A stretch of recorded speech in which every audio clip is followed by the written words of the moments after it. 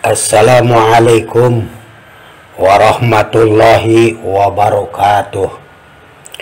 Bismillah, alhamdulillah, wassalatu wassalamu ala rasulillah wa ala alihi wa ashabihi wa mawalah.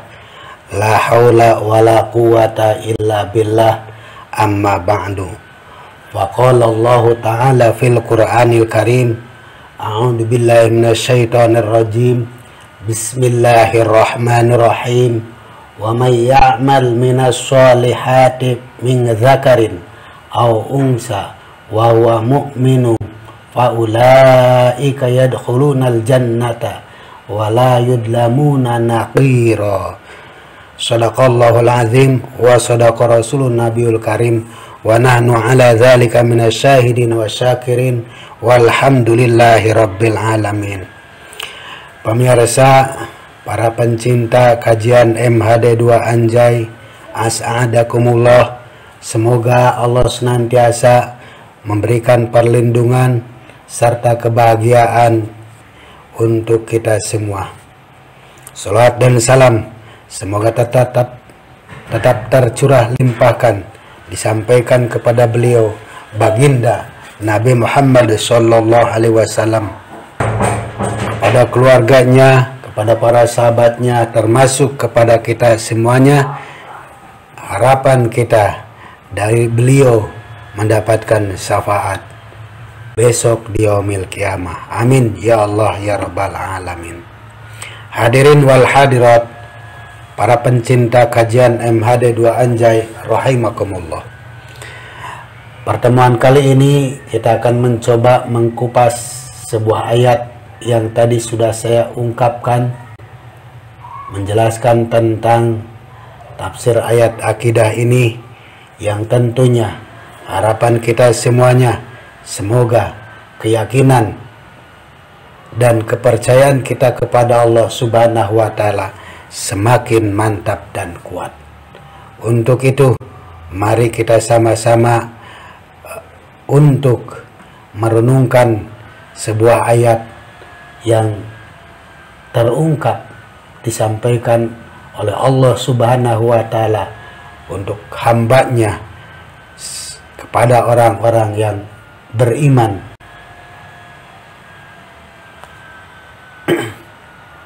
dan tentunya suka melakukan amal soleh. Hadirin rahimakumullah, dalam ayat 124 Surat An-Nisa menjelaskan, wa may ya'mal, dan barang siapa, waman dan barang siapa, ya'mal iku menggawe, mengerjakan minas solihati, dari amal perbuatan yang soleh dan soleh, perbuatan yang baik, perbuatan yang membawa kemaslahatan. Siapa orang itu? Min dzakarin, dari laki-laki, au unsa, ataupun dari perempuan. Baik laki-laki ataupun perempuan, semuanya berhak untuk melakukan amal kebaikan. Wa huwa, dan sedangkan keadaan orang itu mukminun, itu orang yang beriman. Laki-laki mukmin, perempuan mukminat. Faulaika, maka mereka semuanya, yadhuluna, akan masuk mereka semuanya, al jannata, kepada surganya Allah Subhanahu wa Ta'ala. Wala yudlamuna, dan mereka semuanya tidak akan didolimi. Apa yang dikerjakan oleh mereka itu, atau bahasanya naqira, kalau beramal mungkin dikurangi amalnya, amal kebaikan dikurangi, itu tidak mungkin. Hadirin wal hadirat rahimakumullah. Artinya Ayat ini tentunya menjelaskan kepada kita semuanya. Salah satu di antara syarat untuk bisa beramal yang dapat diterima oleh Allah Subhanahu wa Ta'ala, yaitu tentunya dilakukan oleh seorang pribadi mukmin, orang yang beriman. Apa itu beriman? Beriman itu memiliki 3 unsur. Tasdikun bil qalbi, membenarkan dan meyakini dengan sepenuh hati. Wa iqrarun bil lisan, dan mengucapkan dengan lidah. Wa amalun bil arkan, mereka semuanya mengerjakan nilai-nilai ajaran agama Islam. Itulah yang disebut dengan orang mukmin. Nah, oleh karena itu, tentunya amal kebaikan yang dilakukan oleh selain orang mukmin, jelasnya mungkin oleh orang kafir, jelas, maka amal yang dikerjakan oleh orang kafir yang tentunya mereka sudah barang pasti tidak beriman, tidak meyakini adanya Allah, maka amal mereka yang dikerjakan oleh mereka tidak sah dan tentunya tidak diterima oleh Allah Subhanahu wa Ta'ala. Bahkan dalam satu keterangan ayat Al-Quran pun mengungkapkan bahwa hanya agama Islam yang akan diterima oleh Allah. Inna dina indallahil Islam. Oleh karena itu, bahwa syarat mutlak yang mau tidak mau orang itu mereka harus mengerjakan amal perbuatan agar diterima oleh Allah Subhanahu wa Ta'ala dengan catatan Islam dulu, baru dapat diterima oleh Allah Subhanahu wa Ta'ala. Hadirin wal hadirat, para pencinta kajian MHD 2 Anjay rahimakumullah. Dalam satu kisah diceritakan dalam sebuah hadis yang diriwayatkan oleh Imam Bukhari dari Bara' radhiyallahu anhu, yaqulu, Bara' berkata, atan nabiyya sallallahu alaihi wasallam rajulun. Suatu waktu ada seorang laki-laki yang datang kepada Kanjeng Nabi Muhammad sallallahu alaihi wasallam. Sifatnya rajulun muqanna'un bil hadidi. Dia bertopeng besi. Tentunya datang kepada Kanjeng Nabi. Faqala, laki-laki itu berkata, ya Rasulullah, wahai Rasulullah sallallahu alaihi wasallam, uqatilu au uslimu, apakah saya baiknya berperang dulu atau saya masuk jadi orang agama Islam dulu? Qala, Kanjeng Nabi menjawab pertanyaan dari seorang laki-laki yang bertopeng besi itu. Aslim, masuklah kau agama Islam terlebih dahulu. Menunjukkan agama Islam dengan kata aslim itu untuk menuju keselamatan. Summa qatil, terus kau boleh pergi untuk berperang. Setelah mendengarkan perintah Kanjeng Nabi fa'aslama, maka orang itu masuk Islam. Summa qatala, nuli ikut berperang, terus ikut berperang. Pakutila, dan orang itu terbunuh. Pakola, Rasulullah sallallahu alaihi wasallam mendengar berita seperti itu, beliau Kanjeng Rasul menyampaikan, amila qalilan, orang itu amalnya sedikit, apa yang ia kerjakan sedikit. wa ujiro katsiran, dan laki-laki itu diberikan ganjaran yang sangat banyak sekali. Amalnya sedikit, ganjarannya banyak. Belum tentu kita amalnya banyak, masih dilihat-lihat dulu, dinilai, dihisab oleh Allah Subhanahu wa Ta'ala. Amal kebaikan dan amal kejelekan, banyak mana antara amal kebaikan dan amal kejelekan? Dilihat dari keikhlasan amal itu sendiri, yang tentunya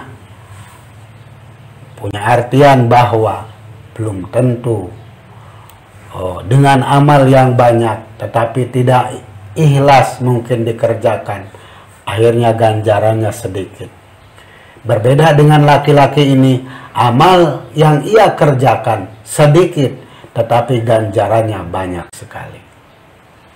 Dosa-dosa yang ia kerjakan karena belum Islam, maka tidak ada dosa baginya.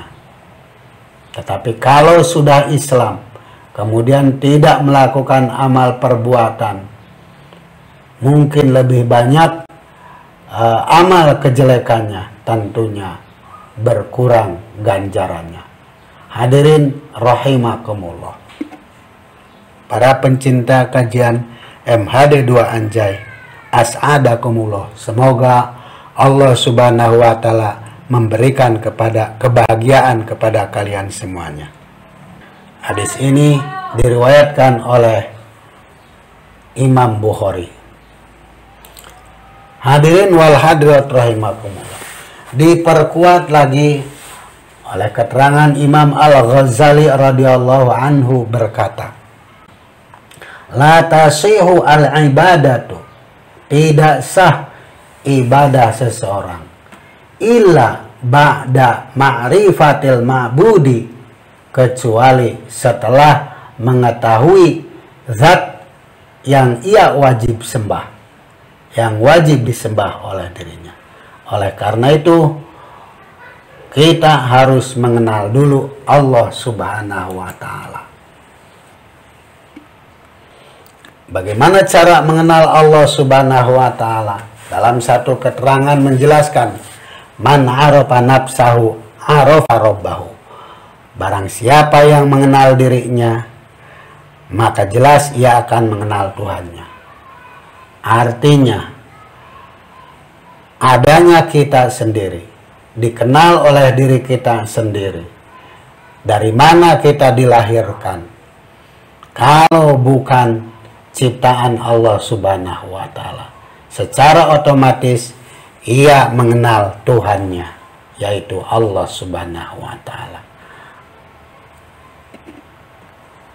Oleh karena itu syarat mutlak untuk melakukan amal perbuatan tentunya harus menjadi agama Islam terlebih dahulu. Kenapa? Karena amal kebaikan yang dilakukan oleh seorang mukmin sekecil apapun akan dibalas oleh Allah Subhanahu wa Ta'ala dengan pahala di akhirat, dan tidak sedikit pun mereka akan didolimi. Ini semua selaras dengan firman Allah Subhanahu wa Ta'ala dalam surat Al-Zalzalah yang menjelaskan, wa may ya'mal mithqala dzarratin khairan yarah wa may ya'mal mithqala dzarratin syarran yarah. Barang siapa yang beramal seberat biji darah, biji gandum, khairan beramal kepada amal kebaikan, yarahu, maka orang tersebut akan melihat terhadap amal yang ia lakukan sewaktu di dunia. Hadirin rahimakumullah, para pencinta kajian MHD 2 Anjay yang dimuliakan Allah Subhanahu wa Ta'ala. Ini juga menegaskan bahwa Allah tidak zalim terhadap hambanya.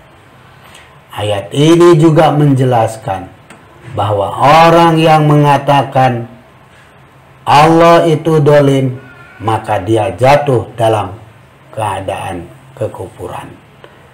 Dan hal ini selaras pula dengan firman Allah Subhanahu wa Ta'ala yang menjelaskan kepada kita semuanya, man amila, barang siapa yang bekerja, melakukan, yang telah beramal solihan, kepada amal kebaikan, falinapsihi, maka iku kanggo dheweke man, buat orang itu sendiri. Dan waman asaa, barang siapa orangnya yang berbuat kejelekan, fa'alaiha, maka akibatnya untuk orang itu sendiri. Wa ma rabbuka bidzalamil lil abid, tidaklah Tuhanmu zalim, berbuat dolim Allah kepada hambanya. Hadirin wal hadirat rahimakumullah, para pencinta kajian MHD Anjay. Demikian, mudah-mudahan ada manfaatnya, khususnya bagi diri saya sendiri, umumnya bagi para pencinta kajian. Semoga ada manfaatnya untuk meningkatkan amal kita semuanya. Sekian dan terima kasih. Wasikum wa nafsi bitaqwallah. Wassalamualaikum warahmatullahi wabarakatuh.